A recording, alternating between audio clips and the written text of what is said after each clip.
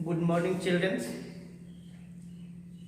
आज क्लास 8 के लिए मैं आपको नरेशन बताने जा रहा हूँ। मैंने पिछली कक्षा में क्लास 7th में नरेशन के बारे में आपको बतलाया है और एक बार फिर से हम उसका रिवीजन लेकर आपके पास आ रहे हैं।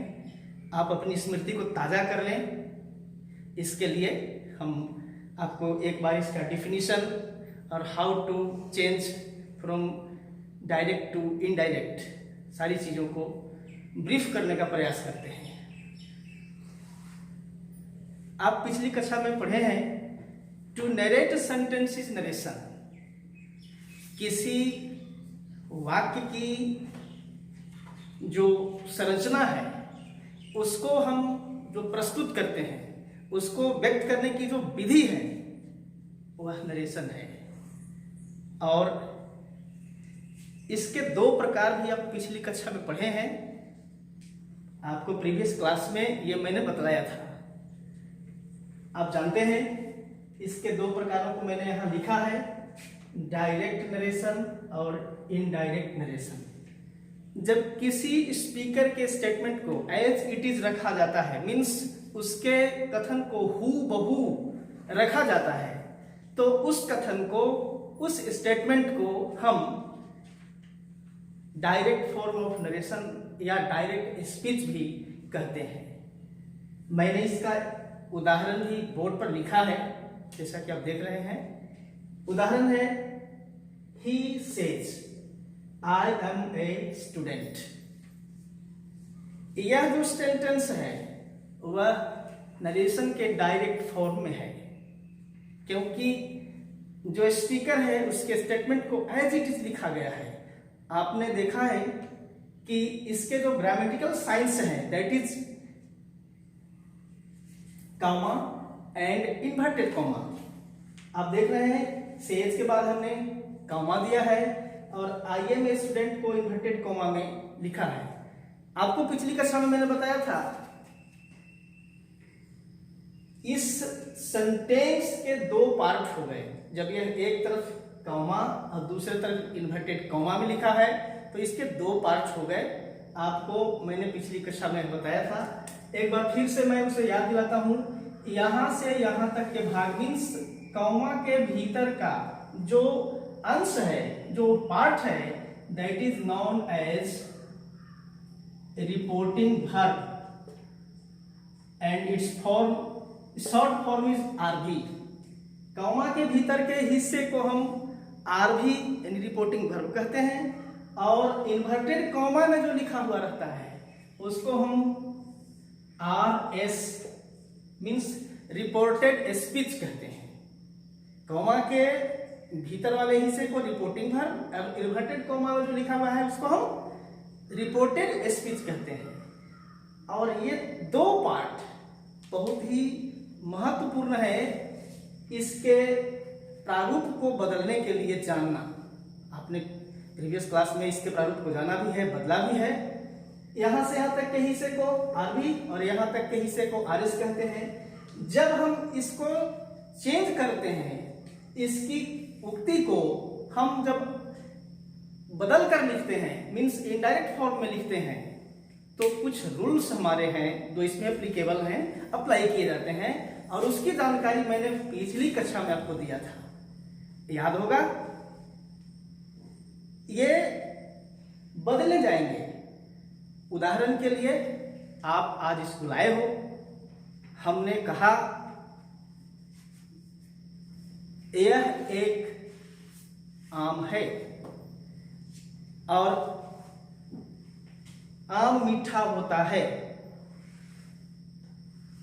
आप घर पर गए, आपके पेरेंट्स ने पूछा कि आज सर जी किस फल का नाम ले रहे थे और आपको क्या बता रहे थे, तो आपका उत्तर होगा कि सर जी ने कहा कि यह एक आम है और यह मीठा है।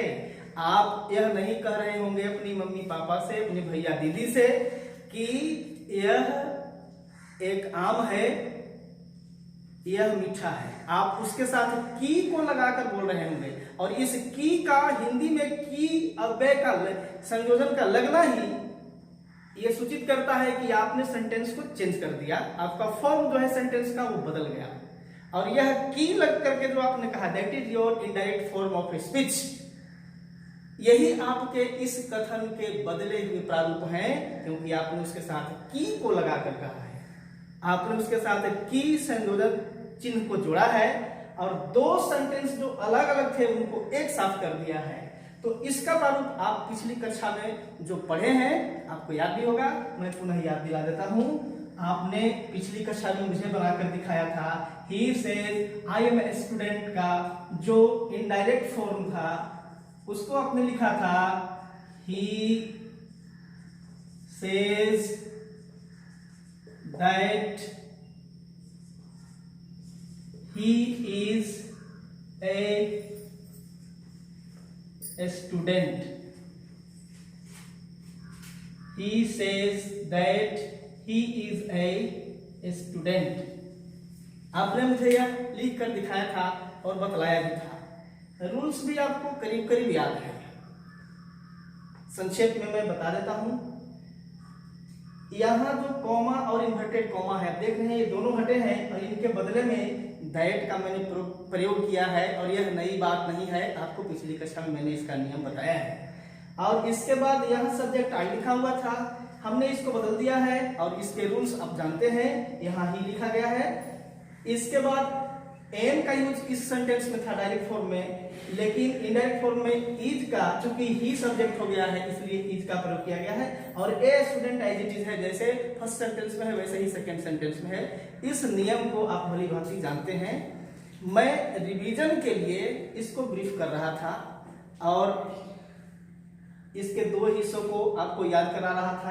आरबी किसको कहेंगे, आरएस किसको कहेंगे, और इसका चेंजिंग जो हुआ एग्जाम्पल से हम आपको बोर्ड पर ब्रीफ कर दिए हैं। अब हम आपको आज के इस क्लास में कुछ एग्जाम्पल्स जो आपके किताब में, जिसे मैंने प्रिस्क्राइब किया है, इंग्लिश ग्रामर की किताब आपके पास जो उपलब्ध है, उसमें जो एक्सरसाइज 71, 72 में संभवतः है, और यदि किताब चूंकि मेरे पास नहीं है, मैं बोल रहा हूं, तो मेरा इंस्ट्रक्शन आपके लिए है कि नरेशन चैप्टर से जो शुरुआत की एक्सरसाइज है उससे at least 6 sentence you have to drill. आपको उसके कम से कम 6 वाक्यों का ड्रिल करना है, पेज पर ड्रिल करना है, ताकि विद्यालय खुले तो मैं आज के डेट वाले होमवर्क का चेक आपकी कॉपी पर कर सकूं। आप ये लिख लीजिए, पेज नहीं याद है लेकिन एक्सरसाइज नरेशन का और क्वेश्चन एट लिस्ट 6 सवाल, कम से कम 6 सवाल आपको बनाकर लाने हैं पेज पर, और